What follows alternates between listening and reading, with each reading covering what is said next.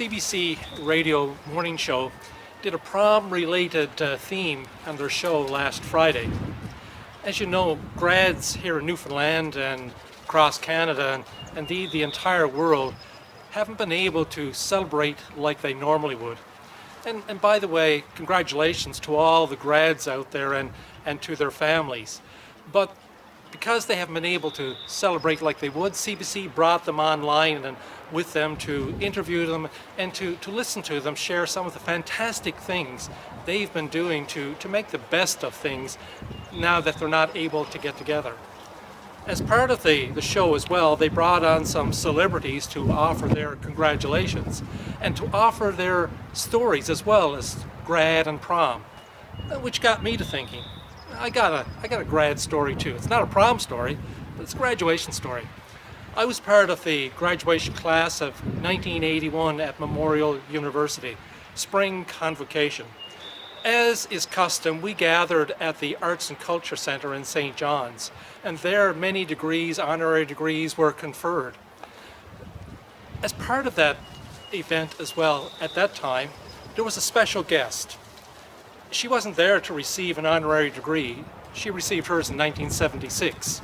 And she wasn't there to give a speech either, but rather she was there to sing. Her name was Dame Vera Lynn, and sing she did. Some of her words included, "There'll be bluebirds over the white cliffs of Dover. Tomorrow, just you wait and see. There'll be love and laughter and tears ever after. Tomorrow, when the world will be free." Well, as she sang, her voice just wafted through the building, and there was a stunned silence.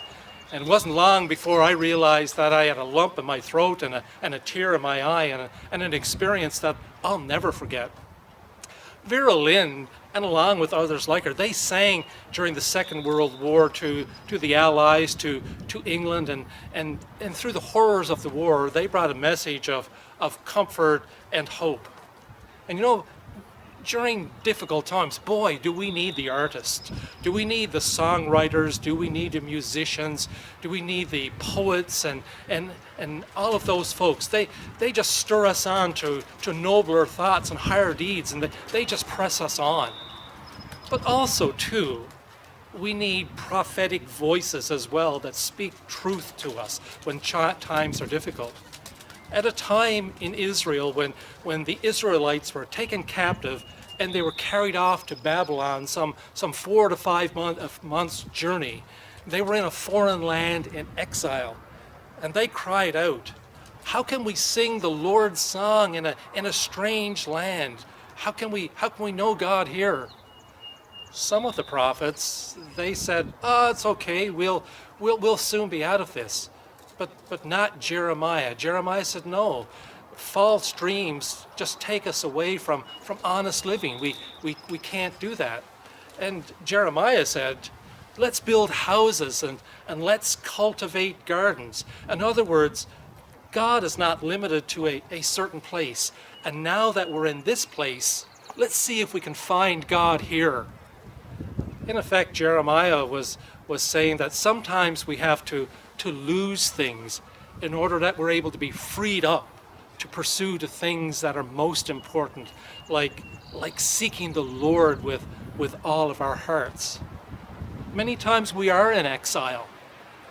We're in exile because perhaps we lose a job and we're displaced, or we lose a relationship, it's not working right, or our health, or we just may be somewhere where we don't want to be, and we feel displaced. We do feel, in fact, that we are in exile. And there's a word from God today, from Proverbs, and for all days, that reminds us, if we're in these places of exile, trust in the Lord with all your heart.